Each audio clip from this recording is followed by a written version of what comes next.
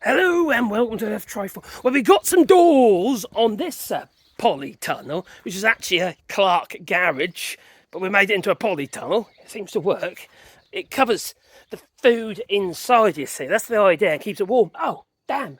I missed a bit. Now I have, yes, I've still got to make my vents. I have, yes. A vent to that side. I've also got one on the other end as well. Now, originally, we were going to have doors on both ends, and I thought to myself, well, there's a hell of a lot of growing space lost, so we decided, in our wisdom, to block it off. Yeah. And that way, we'll only be going from one end of the polytunnel to that end, but it gives us like enough room for an additional 12 tomato plants. No brainer, I thought. Well, today, though, you see, we've been working on our other polytunnel that didn't have a cover until now. Yes, it's got a cover. We haven't stretched it or anything yet. We've got to fix the ends and all that sort of stuff. Just want to leave it a few days, really, for the plastic to settle in, because you've got all the creases and stuff like that. And we dug our trenches on either side and kind of buried it in a little bit on that side there, and buried it on this side. We're on the hill there, but it makes it a bit awkward.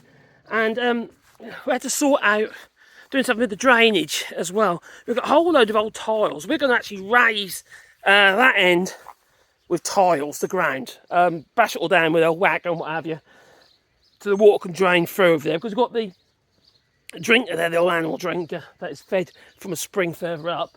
And the problem is that overflows sometimes and it floods all this area. We've got an underground water source under the ground here, and there's a bleeding all that out into where the greenhouse is. It's an area you can't really plant, so we're just trying to drain through. So I dug a trench through and actually filled it with rubble and put plastic on top of it. I know it's not ideal, but that's what we got. It didn't cost anything. And I think to myself, hang on, the polytunnel cover is going to have to be replaced at some point. We might even decide we don't want the polytunnel then. We might move it somewhere, I don't know.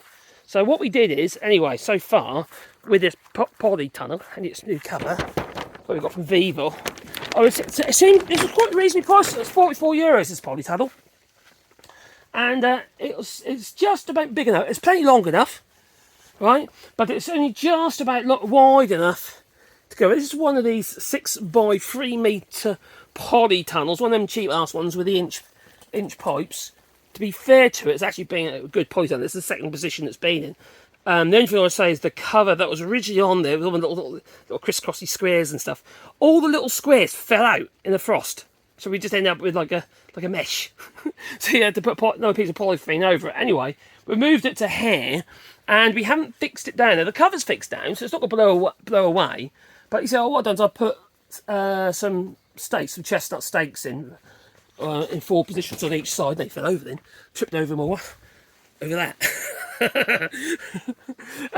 So I put these stakes in here, you see, and the idea is we can use them to support the frame, to raise it into the sheet. That's what we did last time, and it seemed to work. We got the cover quite tight, plus obviously got this additional support to stop from blowing away. The amount of times I've seen those cheap ass greenhouses where the cover's so short it doesn't even get buried. Half the time people don't bother burying. They think it's going to be a row of few stakes, and I see it in the neighbour's garden. You got to really hold these things down, because they are literally a kite, you know, like a big tunnel kite. And considering, look at this, considering that cover's only just gone on, blimey, look at all these little tiny flies bouncing about up there. It's literally just gone on this afternoon. I trapped the little blighters. Yeah, that'll teach them, wouldn't it? Yeah, I feel like dying now. I don't like little critters like that. Yeah, because they cause damage. Don't like, oh, what's that? What's that? It's a stack. Asparagus. So, in here, once we're ready, we're going to transplant our tomato plants. They should be in the ground now, really, but we're putting them in bigger pots at the moment, so they're still growing. So they've got quite, you know, they're not taller now. We'll transplant them long here. So we'll have, argument's sake, how many tomato plants? They're 6 meters long. We'll probably put 1, 2, 3, 4, 5, 6, 7, 8, 9, 10, 11, 12 aside. So that's 24 plus probably another 10 down the middle here as well. So that's 24, 34, but say 30, around 30 tomato plants we'll put in here. I don't know if we'll be double planting them. To be fair, there is room. We could put one there, then sort of one in.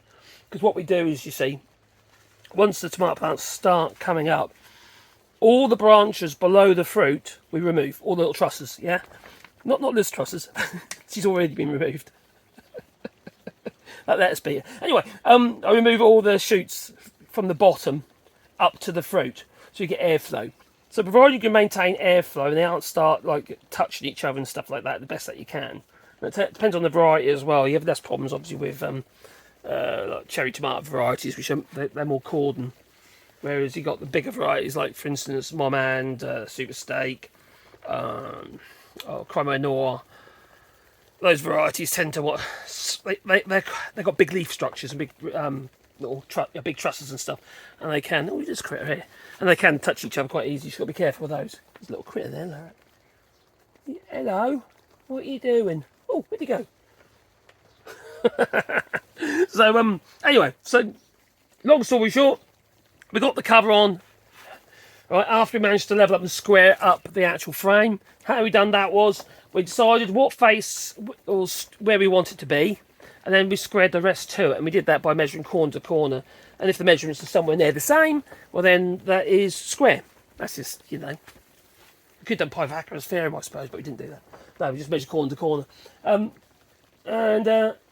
we've got in place, we then put our stakes in the four corners using the post rammer there, and got them four in, and then we just had to eyeball through the other ones as well. And then we created a datum. So effectively we've got two datum.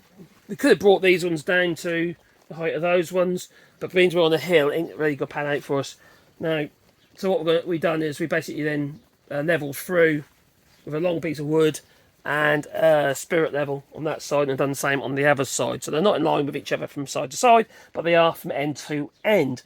And that way it's just a datum, so when we try and put the pressure onto the cover to stretch the cover, we can use that as our datum point, and then I'll probably use wire to wire the frame to the post to hold, and then basically the pole at the bottom won't be buried, it'll be off the ground. That is the plan, with a bit of luck.